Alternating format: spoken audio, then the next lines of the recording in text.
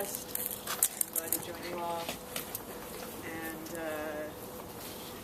suppose I will do a couple pieces.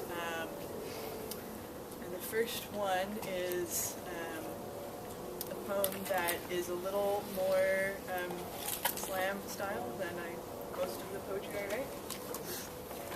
What that's worth. Hey, welcome. So, as per this theme, I would say it's more about lust, empowerment, and perhaps drugs that you survive after involuntary surgery. Right, it's called Serpent Stirred. You brought out the snarl in me, beyond the curling lip and teeth wanting to snap, beyond the growl rumbling from my throat, echoing the ones you left in my ear. You brought out my hungriness for as much as you could give, incisors clasping upon collarbones, smacked, grabbed, held in place, made a toss this way and that. Gangbanged. You woke how insatiable I could be. Even to share meals, and feel that pleasure of feeding you, then find the spore on my finger your body made later, to touch what entered and exited, and to stain myself with your smell lingering even after I washed. It fueled me, the earthiness of you. This mouth opened as I pedaled on adrenaline across town. I sang big with a yippee-yi-yo-ki-yay. Wanted to shriek and groan so much when with you that it ripped my voice to shreds. I was inspired to bellow in my most shameless beastliness. Just wanted to hear you get on your pillow or bike and bellow too.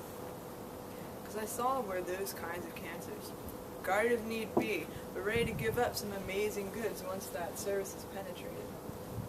That kind of Scorpio rising, all about sex and death, delving into such states of extremity, learning from life at the edge. You know what they say about cancers? We're just Scorpios with housecoats on, just a little more into domestic discipline. You knew I was born in the year of the dragon, able to go all subterranean, deep, dark, sky-high style, and back again. These arms burned, still I rode. These haunches held over to grind into you, burned, still I rode. Days later, made typing or accomplishing much anything agonizingly slow. Still I rode. That desire to write while at work and to call you to read while you were working too, and to steal off with toys to fuck myself until I could take a break from this wave of lust and eat and give in to my fatigue.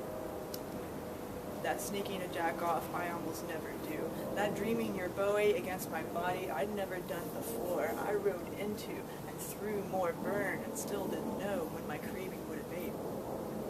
The scorpion paused, flicks along its segments down along the length of its tail, feeling its stinger stay in balance no matter what happened while covering shifting ground, ready to strike, sufficiently aroused. Crab sidled up to their crab, mired its strong shell, kept pincers prepared to defend kin's delicious soft parts from attack, danced on agile legs. Kundalini serpent stirred from where it had lain in dormant waiting, and started to rise up, its crooked spine.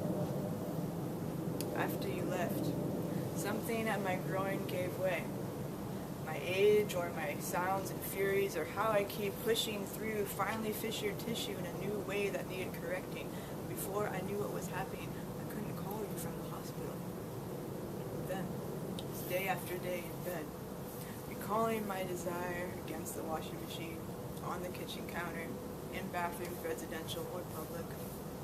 Night after night, wondering when the new scar at the bottom of my belly would be able to stand being pressed, where once you bit at the top of my thigh so sensationally might not be numb. After you left, a day came that called me to find what I could take, what I could offer with all the ache and endurance in me. For the first time, I found the power of holding myself in place. Not teasing myself up while holding stillness and openness, tensing my gut, not clenching for your cock. keeping from bucking as I came, made me yell louder, feeling inside rushing up, bigger and bigger. I rode it without getting burned at all. After you left, I got my own knife. I don't need to imagine yours anymore. The serpent knows what dreams are for deferring. When the times come to rise, ride.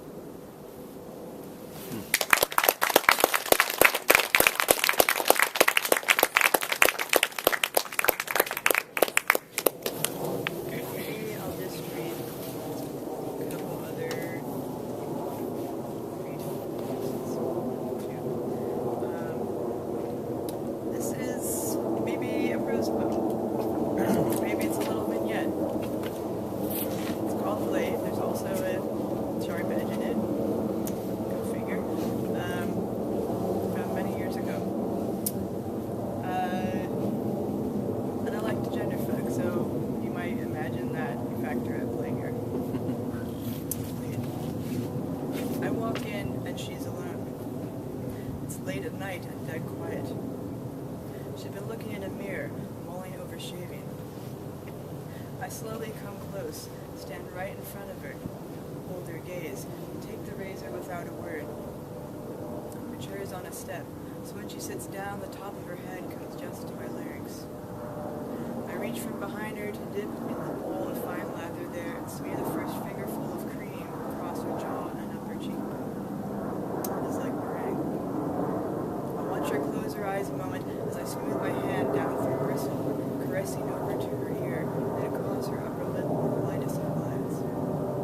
I see the marks my fingers leave in the cream all across her face, and she sees me see. I grasp the old-fashioned razor, and the first moment of touch, press it just lightly against her cheek. Wait, so she feels it. Then I slowly draw the blade down. I can hear the slight scrape past each pore, the rasp of cutting each core's hair. The other sounds are the tick of the clock and breath are measured inhales and exhales. I press evenly across every stroke and never draw blood. She turns her head slightly to look at me, sparing nothing in that moment.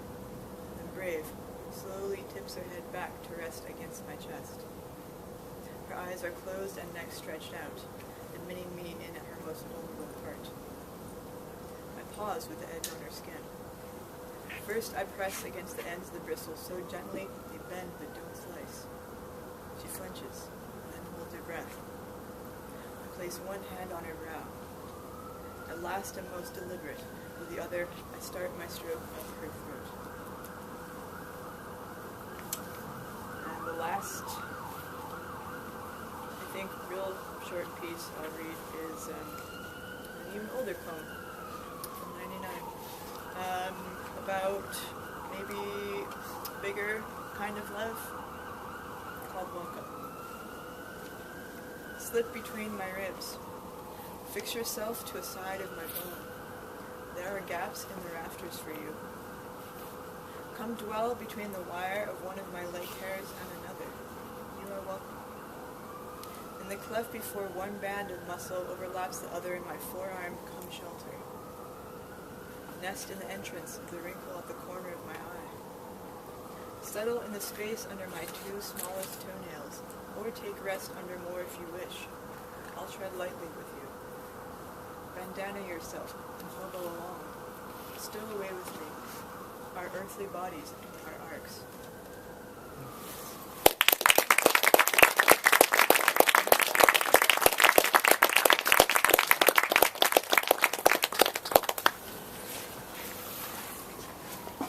Ha ha ha.